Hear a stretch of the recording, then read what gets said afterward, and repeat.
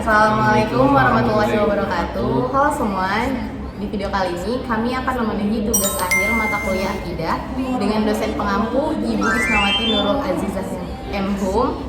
Sebelumnya perkenalkan kami terlebih dahulu, nama saya Dinda Wira Rahmasameh. Nama saya Dimas Ibrista. Kami dari kelas 2E PGSD FKIP Hamka.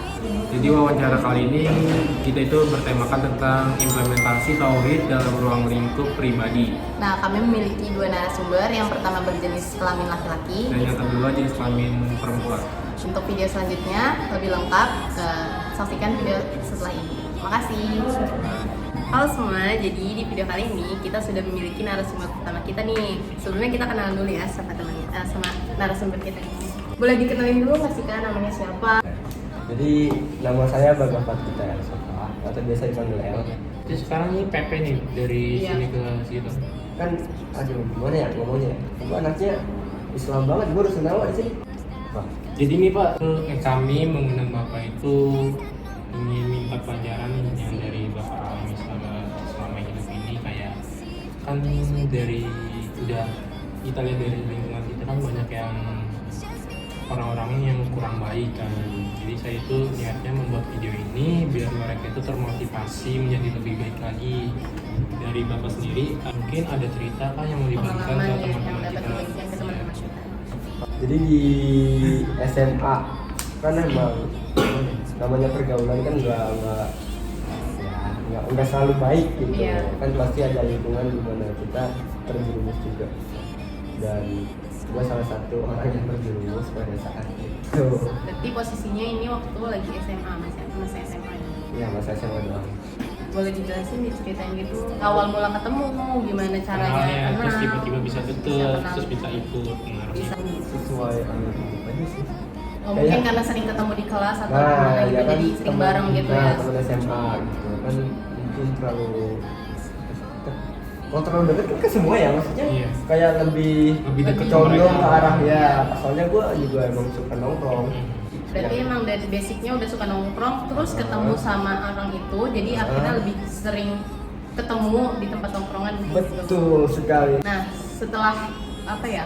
Setelah kakak ketemu orang-orang itu, apa sih yang kakak rasain? Sebenarnya ada nggak sih nih pemikiran kayak sebenarnya salah nih, atau harusnya nggak kayak gini nih gitu? Itu pasti. Kalau udah SMA kan ibaratnya udah dewasa, udah bisa bedain mana yang buruk, mana yang baik. Itu pasti itu pasti. Jujur pertama kali nyobain hal yang kayak gitu. Contohnya Ya, apa tuh? enak.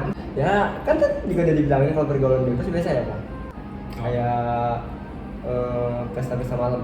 Oke. Naik pasti sebenarnya. Ya naik. Ya itulah. Clubbing. Clubbing. Clubbing. Ya, modelan kayak gitu, cuman dalam ranah situ. Kan dari yang saya kenal ya, kata ini kan sudah mulai membaik lah ya, kayak sudah mulai menghindari minuman-minuman keras. Kalau boleh tahu, itu kakak itu dengan kemauan sendiri, apa ada paksaan dari orang lain, atau dari dukungan orang lain, gimana? Awalnya Coba-coba. ya awalnya emang dari orang lain. Oh, Oh, Gitu. berarti faktor dari luar itu juga mempengaruhi. mempengaruhi dong. Cuman nggak semuanya dari luar. Kan kalau misalnya dari luar, dorongan dari luar, kan pasti pelan-pelan berubah. Ujungnya kan niat tadi. Kalau menurut gue ya. Boleh tahu nggak sih Kak, motivasi kakak? Mungkin sekarang udah ada rasa pengen berubah mungkin ya, atau enggak udah totally berubah, udah 100% berubah mungkin, insya Allah ya. Ya, insya Allah. Nah, motivasinya apa sih Kak kalau boleh tahu, dan gimana proses perubahan kakak gitu? Dari orang ada satu orang yang menurut gue bisa bikin gue lebih baik. Awalnya tuh kayak ya gue yang tertarik duluan sama dia, yang kayak support system gitu. Motivasi itu dari orang apa, dari dorongan dari luar dan lawan jenis. Okay. Karena menurut kakak dia bisa mensupport kakak untuk bisa jadi lebih baik lagi gitu. Kalau boleh tahu nih, rintangan kakak dalam Menghadapi perubahan, proses perubahan itu gimana? gimana? Mungkin ada nggak sih kayak misalnya dijauhin teman-teman gitu loh, kayak dia sekarang udah nggak mau minum-minum lagi nih, udah lo nggak usah temenan sama dia gitu misal. Pasti ada. Nah, Cuman maksudnya nggak terlalu ini. nggak terlalu signifikan. Heeh. Ya, mungkin kayak cuman jadi jarang main aja gitu atau gimana? Bukan jarang main sih tetap, cuman lebih ngejauhin aja. Oh, berarti Ngejauhin dari hal-hal diri yang kakaknya yang gitu aja, menjauhkan. ya. Tapi perlahan-lahan gitu. Oh, bertahap. Oh iya, saya mau nanya lagi nih. Nah, kalau tadi kan rintangan dari orang luar ya, dan dari orang dalam itu ada juga Diri sendiri? dari keluarga. Oleh keluarga ya. Rintangan. Kalau rintangan dari keluarga itu pasti nggak ada dong. Karena keluarga nggak mau ketahui ya. Iya, nggak ada yang tahu juga. Tahunya paling Setelah video ini tahu Pak. kalau sekarang udah ketahuan juga sih. Oke oke oke. Oke, jadi solusi dari rintangan bapak kakak itu seperti apa ya? Solusi Dari- ya atas rintangan-rintangan yang udah dihadapi sebelum-sebelumnya. Satu, main nggak bakal nyampe lewat dari jam 12. Oh, berarti itu dari larangan orang tua. Bukan. Basic dari diri sendiri Diri ya, sendiri. diri sendiri. Berarti Soalnya- lebih tahu batasan, tahu waktu gitu Ya, lah ya. soalnya di atas jam segitu biasanya udah pada Oh udah mulai apa. aneh-aneh nih. Nah, pokoknya tetap main di Ketimbung, cuman membatasi waktu aja. Soalnya waktu juga berpengaruh. Iya, selanjutnya. Mendekatkan diri kepada Oh, oke. Jadi meniatkan diri ini kayak semoga diri ini bisa cepat diperbaiki Oh. dengan dorongan yang atas juga gitu, nggak cuma Berarti ya masih ada usaha dari dalam diri untuk mendekatkan diri kepada Allah. Manfaat dari perubahan yang bapak rasakan buat diri sendiri itu apa? banyak gitu gua Apa tuh? Wah. Selain itu, selain duit kita lebih apa namanya masih utuh gitu, ada lagi nggak ya manfaatnya bisa? Buat bapak sendiri demi yang Bisa berubah apa? lah Misalnya dari nih bapak. dulu waktu minum-minum kayak sering pusing atau jadi cepet lupa. Nah sejak udah nggak minum itu jadi kayak gimana perubahan fisiknya atau perubahan mentalnya gitu, kesehatan. ya kesehatan. Kalau kesehatan mungkin dari segi fisik tuh kayaknya gua nggak terlalu kelihatan sih. Ya gua nggak tahu perubahannya di mananya gitu, cuman gua nggak ngerasa secara signifikan banget. Jadi orang lain yang bisa menilai. Ya mungkin orang lain bisa lihat. Kalau perubahan fisik itu yang gue rasain pas gue berhenti ngerokok, sempat berhenti kan ya 1 tahun itu full gue ngerokok, fisik gue enteng. Pas gue coba berhenti ngerokok yang setahun itu gue nggak ngerokok penuh, Oh itu tiba-tiba. fisik gue enteng. Tapi sekarang gue naik tangga lantai 4 aja udah. Bisa Udah kali ya capek ya. kita. Jadi kan kalau dari manfaat untuk diri bapak sendiri, diri kakak sendiri, itu ada nggak sih kayak manfaat untuk keluarga bapak atau orang-orang sekitar? Atas perubahan yang Iya. udah mungkin ada yang notice nih kayak kok jadi lebih rajin sholat. Mungkin kakak tadi bilang apa membatasi waktu jam malam. Mungkin keluarga tuh kayak mikir oh kok jam segini dia udah pulang gitu. Bener banget, biasanya Iya, biasanya di keluar, udah pulang. Notice gitu nggak sih kayak keluarganya? Tapi gue jujur aja sih, gue jam 12 tuh pulang bukan ke rumah gue, maksudnya ke rumah temen gue yang satunya yang nggak Berarti ini. di dekat rumah masih tetap gitu ya? Hah? Masih tetap ya di Nggak. lingkungan rumah? Enggak, maksudnya kan tempat temen gue yang ini Hmm. di sini yang enggak, gue pindah ke situ. Oh, cuman pindah pertemanan. pindah teman. Oke oke. Ada yang belajar nih kayak saya. Kakak itu kan misalkan sekarang kan udah berubah nih. Itu kakak itu masih suka main sama yang suka minum-minum gitu atau udah enggak? Masih tadi. Kebanyakan temen gue gitu. Berarti masih main. Heeh, Tapi bapak membatasi diri. Oke kak nih, kan tadi kan kakak bilang kan kalau misalnya kakak masih berteman dengan orang-orang yang di lingkungannya tuh masih minum atau merokok yang berlebihan gitu kan. Nah gimana tanggapan kakak atau apa yang bakal kakak lakuin kalau misalkan kakak tuh ada pikiran kayak ingin berapa balik lagi iya, apa gitu, ingin balik kakak- lagi. kakak itu ada pemikiran buat balik lagi ke dunia yang kayak gitu lebih parah lagi atau gimana? Jadi kan kalau sekarang kan gue tinggalnya di Rusunawa ya. Iya. Nah, otomatis gue gak bakal bisa main sampai larut malam dong. Dibatasi, jadi habis sholat isya tuh gue cuma dikasih waktu makan sampai jam 9 malam. Di situ gue udah gak bisa kemana-mana lagi tuh. Tahu nggak apa yang gue lakuin? Apa Apa tuh? tuh? Di Rusunawa tuh selalu ada kegiatan kayak ngaji bareng di Rusunawa. Bukan Masya kayak Allah. bukan wajib, cuman kalau yang habis jam 9 ini tuh buat yang mau aja. Biasanya kalau nggak ngerjain tugas ya gue ikut situ. Semenjak jauh dari kayak gitu tuh apa ya, merasa adem aja gitu kan, kayak ya Allah. Iya.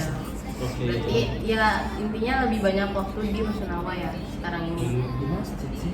Oke. Iya, maksudnya Berarti lebih banyak program-program waktu untuk gitu. mendekatkan diri kepada Iya. Yang Maha Kuasa. Oke. Programnya kan dari Rusunawa juga kan? Ya, oke.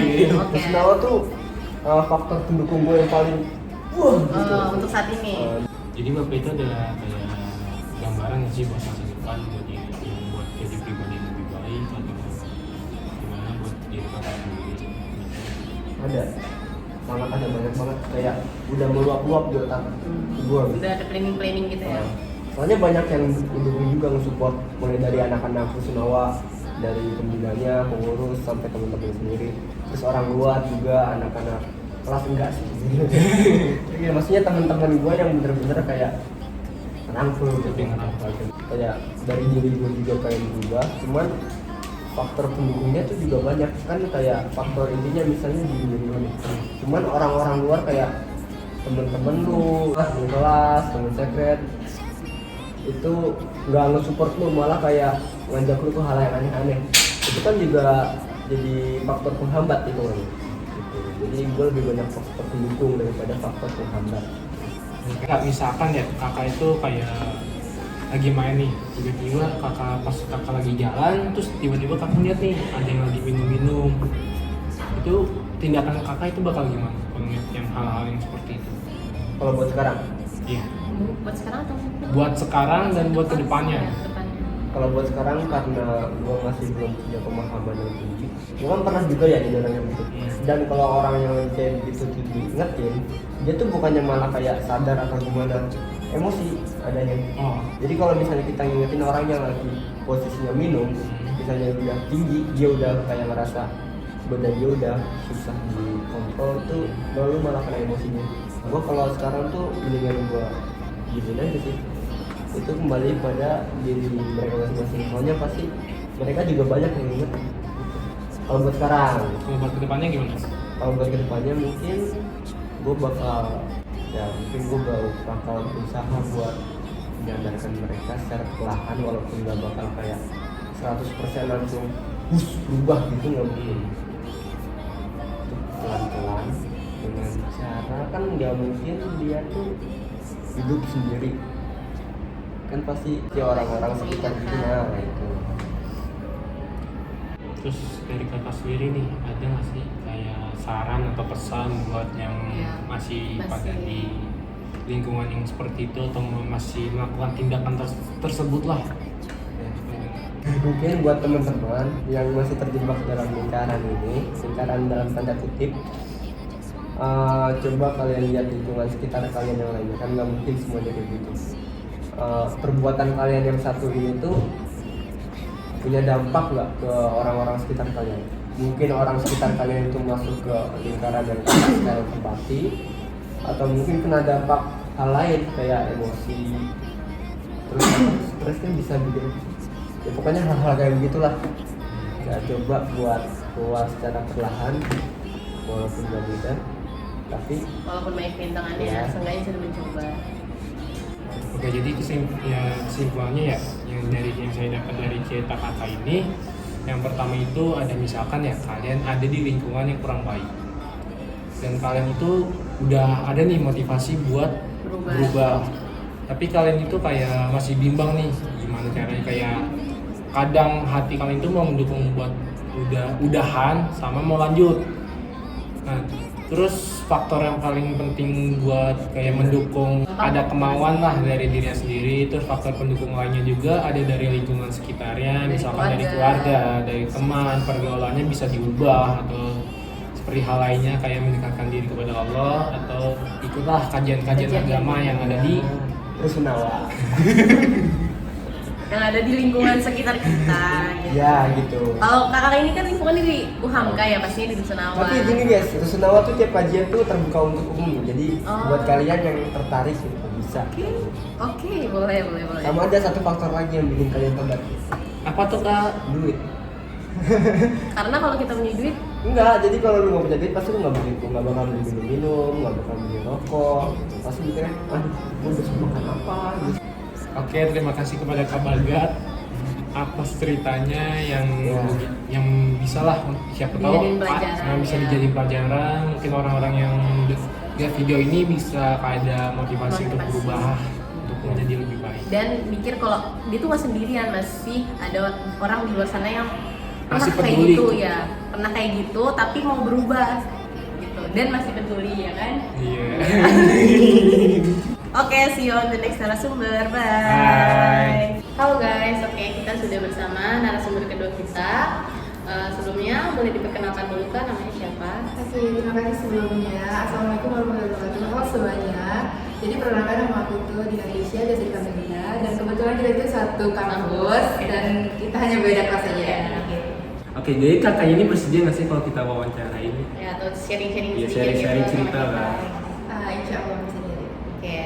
Jadi kan di apa sih lingkungan kita itu kan terbilang kan ya, anak-anak zaman sekarang lah banyak banget nih yang kayak pergaulannya udah terlalu bebas. Cewek-cewek, anak-anak perempuannya juga banyak yang sudah membuka aurat kan, sebanyak yang keluar malam juga. Ada juga yang bahkan dulunya berhijab, sekarang mau lepas hijabnya gitu.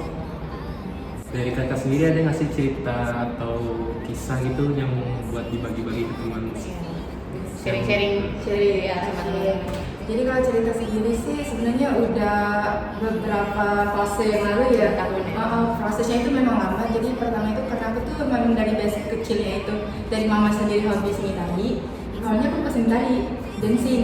Oh, dancing. kalau dancing kan biasanya Pakaian pakaian itu. tuh. Ya. Jadi waktu itu kebetulan alhamdulillah ya itu cuma sebatas sampai kelas 1 SMP. Nah waktu kelas 1 SMP itu berubahnya sendiri itu ada fakta lah gitu. Jadi waktu itu dancingnya itu beragam, apa yang lagi tren itu yang dilakuin. Dan waktu itu karena aku tertariknya itu tuh karena dancing itu disewa di tempat-tempat hajatan. Jadi kita tuh dapat duit, Panggilan. dapat panggilan, dapat pemasukan juga. Dan waktu itu lumayan untuk anak SD Jajan, jajan gitu. Pemasukan. Jadi waktu itu mulai dari pakaiannya mungkin kurang bahan lah ya soalnya. Kurang bahan, terus juga pastinya nggak sopan hal itu. Nggak menutup aurat ya Iya. intinya. Terus waktu itu juga pergaulannya itu beruntungnya itu aku sendiri punya bodyguard tuh kayak kakak sendiri, memang kakak. abang. Ada yang Dan mereka nilai. bersedia walaupun mereka jauh dari aku, tapi mereka pantau.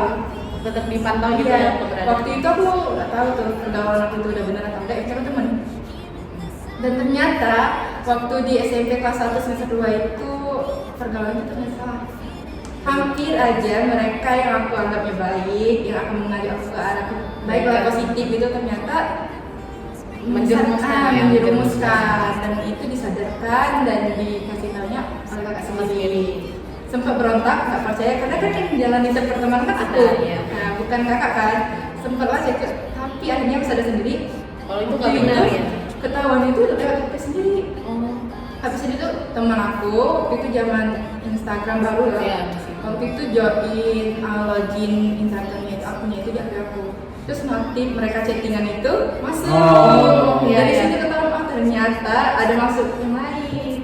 Dan kata-katanya mungkin nggak baik juga ya. Nah, itu benar nggak baik. Dari situ mulai tuh nggak percaya lagi ada teman, nggak ada lagi sahabat. Waktu itu dari situ pokoknya pas aku berubah jadi kayak ya udah diri aku mau jadi private, hidup private jadi diem. Nggak mau sosialisasi mungkin ya tadi. Iya, tapi waktu itu menutup diri itu salah.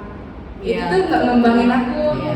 Waktu itu aku menutup diri lumayan sih dari semester 2 kelas 1 aku baru ngembangin diri lagi tuh semester kelas 2 semester 2. Dan Lumayan kedua. setahun lebih ya. Dan itu pun karena dipaksa oleh pembina OSIS. Jadi waktu itu aku dipaksa untuk ngajuin diri jadi kandidat.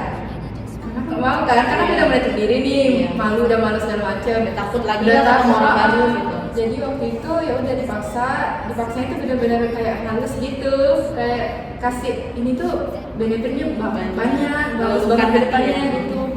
Dan akhirnya aku join di situ akhirnya mulai belajar public speaking, mulai mengembangkan skill baik dari hard maupun soft itu belajarnya dari situ dan akhirnya aku bawa sampai sana. Nah, mulai kan tadi kan dancing itu kan pasti kan otomatis nggak pakai kerudung. Nah, mulai pakai kerudung tuh kapan gitu dan apa alasan pakai kerudung gitu? Sebenarnya kalau untuk pertama kali mengenal jilbab itu tuh sebenarnya dikenalkan oleh guru agama, iya, guru SD di agama. Itu tuh guru TPA. Karena aku suka tuh style jilbab ibunya. Waktu acara apa ya di SD Timoli? Mulai Buat tadi Nabi. Iya. pesantren kilat. Nah, pesantren kilat ya, benar pesantren kilat itu dipakein, dibeliin jilbabnya, dipakein mod style yang pendek. Nggak tahu kenapa itu benar-benar nyaman. Kenapa kalau dari pakaian? Pertama kalau pakai itu nggak tahu kenapa kalau pakai celana biasa aja, walaupun keluar ngerasa nggak pakai celana, Nggak pakai bawahan gitu Nah, ya? itu pertama nggak tahu itu ngerasa perasaan dari sendiri. Terus kalau misalnya hijab waktu itu nggak tahu kenapa kalau pakai hijab yang disilang kan dulu tuh silang kan pertama kali belajar kan silang gitu kan. Saya nggak paham sih. Gini loh, gini. Iya, gitu kan. Terus akhirnya nggak tahu kenapa kayak ngerasa nggak pakai pakaian gitu. Kayak kurang gitu ya? Malu. Dan kebetulan juga mama tuh kalau masalah pakaian dia yang beliin. Jadi baru SMA ini kayak benar-benar milih pakaian sendiri. Berarti sebelumnya langsung dipilihin gitu. Ya waktu dari situ sebenarnya nggak dapat izin dari bapak. Walaupun itu tuh basic untuk membangun skill kan, tapi nggak diizinin. Tapi karena punya suka, ya udah mama yang dukung gitu. Motivasi apa sih yang kayak bisa bikin semangat banget buat berubah gitu? Mungkin ada Buat kayak ninggalin. ketakutan terhadap Tuhan atau gimana gitu. Sebenarnya karena faktor keluarga ya, faktor keluarga itu banyak biasa sih kayak omongan-omongan ini awalnya itu sempat kayak egois nggak mau dengerin, tapi lama-lama kayak bener juga sih, ada benernya. Terus pas waktu itu kan aku belum sudah tuh TPA lagi proses, kebetulan banget selama proses itu nggak tahu kenapa pembahasannya itu tentang penampilan. Oh, berarti kayak udah ada petunjuk mengarah ke sana gitu ya? Itu. Jadi pas di apa sih TPA itu sendiri, ya udah karena tahu ternyata ini fungsinya gini. Hijab itu bukan sekedar style, tapi karena aku pertama kan mau hijab tertarik kayak stylenya Iya, kan, karena itu ternyata juga bukan gitu motivasinya. Ada nggak sih kayak rintangan-rintangan pas udah kayak waktu itu kan udah pakai hijab nih, itu masih ikut dance gitu juga kan? Enggak. Oh, udah enggak. Itu berpindah ke seni tradisional. Oh, Kalau dari teman sendiri enggak, cuman paling karena soal itu sih paling nggak ustazah. klise banget sih. Itu sebenarnya sampai sekarang. Oh iya, sampai sekarang masih kuliah ini? Masih. Oh my Kayak apa sih si paling ustazah? Tapi ya udahlah, yang tahu proses kita kan kita. Iya. Terus setelah mereka berspektif gimana. Selain itu juga dari diri kita pasti ada kayak ya apa sih, hijrah tuh mudah, tapi istiqomah Istiqomah sulit. sulit. Benar-benar. Untuk istiqomah itu tuh sulitnya tuh kapan? Udah azan nih, ada aja rasa bentar deh. Bentar dulu deh. Ini nanggung nih, Apalagi kalau beda tugas kan, bisa tuh beda tugas. Azan, tapi ini kesimpulan nih. Ya udah, jangan dulu itu sih. Rasa malas itu Kalau dari perubahan itu dari keluarga apa dari itu ada yang dukung apa menolak? kalau papa udah pasti dukung dong. Kalau mama sendiri lebih ke ya udah namanya aku Oh, tahu. ngikut berarti. Tapi waktu itu kan aku pernah terobsesi banget pengen pindah sekolah tuh SMP tuh, gara itu pengen pesantren gitu, nggak tahu kenapa pengen, tapi nggak pernah diizinin, nggak tahu kenapa alasannya nggak diizinin. Tapi waktu itu pernah izinnya tuh mau pakai cadar, tertarik banget kalau melihat orang pakai cadar tuh kayak ini orang aman banget sih, pasti terhindar gitu kan, tapi nggak pernah dapet izin pakai cadar. Karena mungkin pemikiran orang tua kita tuh kayak langsung jelas gitu lah, harusnya bertahap gitu. Nah itu mungkin takutnya juga kalau dari bawah kayak kan baru pakai kerudung nih. ya berproses Proses, jangan langsung bercadar. Oh, jangan langsung berubah total. Iya, Iya, mungkin dulu. ya takutnya mungkin gimana kan, takutnya malah menjelekan ya. Mungkin Iya, kalau takutnya kayak gitu. udah pakai lepas lagi. Iya, itu kan banyak ya zaman sekarang. Kita nggak bilang orang lain kan? Enggak, fakta-fakta aja. Terus gimana nih setelah rintangan, terus permasalahan yang dihadapi, terus ada pemikiran rencana ke depan itu mau gimana dalam kehidupan agama? Apakah memang ke depan yang bercadar itu sepenuhnya atau gimana? Kalau koreksi ke depan ya, koreksi ke depan ini lagi doain semuanya sama gue di sini lagi proses apa? Pengen mendalami dulu, ya, mendalami dulu. Hafizol. Pokoknya mendalami dulu untuk penampilan si penyusul. Kalau menurut pandangan aku ya. Pokoknya ilmu kita ada dulu gitu. Jadi proyeksi masa depan itu bukan sekedar hijrah dari tempat satu ke tempat yang lain, tapi gimana caranya kita bisa komitmen dengan istiqomah kita dalam hijrah itu. Kalau kita sendiri hijrah tapi kita nggak istiqomah, itu berat. Kita bisa ngulang lagi tuh dari yang kita sekarang, kita bisa balik lagi ke yang dulu. Termasuk lingkungan juga. Nah, iya makanya di lingkungan itu sebenarnya kita bisa ngontrol. Lingkungan itu seburuk apapun, kalau kita bisa ngontrol kita nggak akan terpengaruh. Tapi benar, banyak sedikitnya pengaruh yang tetap pasti ada. Makanya gitu. Makanya jangan pernah tinggal doa untuk selalu berada di lingkungan yang baik. Amin ya Allah. Di luar sana kan masih banyak wanita yang belum berjilbab, masih berpakaian Terus yang kurang belum lah, terlalu istiqomah. kondisinya belum islamik banget. Ada nggak sih pesan-pesan untuk mereka supaya bisa berubah? Tapi untuk generasi Z ataupun milenial yang seumuran dengan kita, jangan pernah takut untuk melakukan suatu perubahan, jangan pernah takut untuk dengerin omongan kiri kanan, ambil yang baiknya, buang yang buruknya. Gak ada yang salah dengan perubahan kita, lakukan senyamannya dari diri kita, ikhlas dengan perubahan kita, dan selalu yakinkan bahwa kita yakin bisa istiqomah dalam proses hijrah kita ini. Dan semoga selalu dalam Lindungan Allah SWT. Amin. Oke, terima kasih ya kepada kakak. Ya itu Tadina. termasuk iya Tadina. Itu termasuk kisah yang sangat menginspiratif bagi kita karena banyak banget manfaatnya yang udah kita obrolin tadi. iya, dan ini juga nyata ya yang berubahnya ya. Iya, Masya Allah, amin. Oke, jadi yaudah gitu aja.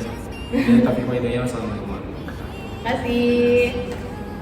Mungkin cukup sekian ya wawancara dari kita. Kita sudah mewawancari dua narasumber nih yang berbeda tapi dengan kasus yang sama, yaitu tentang implementasi tauhid dalam kehidupan pribadi. Jadi ya semoga ya yang saya harapkan ya dan yang kita harapkan lah bersama, semoga dari hasil wawancara ini banyak nih muda-mudi zaman sekarang yang mungkin mau merubah diri menjadi lebih baik, tapi banyak yang Takut atau banyak yang mungkin merasa takut, sendirian. masih ragu, kita tuh nggak sendirian, kalian tuh masih bisa kayak misalnya cerita ke teman atau saudara, abang, orang tua. Semoga apa yang sudah kita bahas pada narasumber pertama dan kedua mendapatkan ilmu yang bermanfaat untuk kita semua, dan semoga kita menjadi pribadi yang lebih baik ke depannya. Amin. Oke, mungkin itu aja yang bisa kita sampaikan di video kali ini. Kurang lebih mohon maaf. Wassalamualaikum Warahmatullahi wabarakatuh. Bye.